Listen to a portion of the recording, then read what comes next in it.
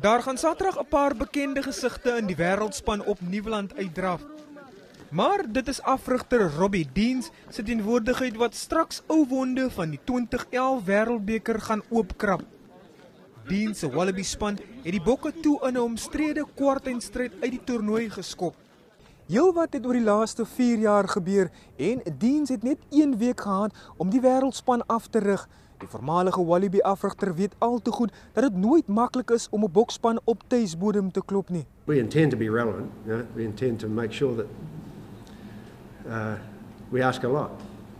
We're only together for a short period of time, so we'll give it a fair crack, and hopefully it'll serve the Boks well.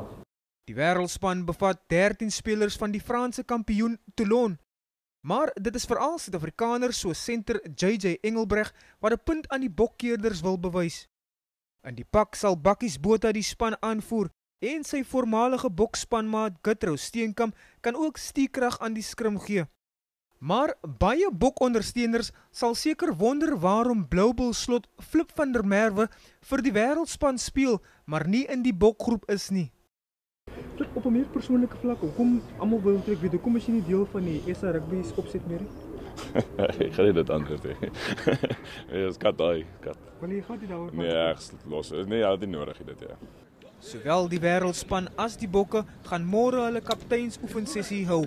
Percival Young, Unies, Kaapstad.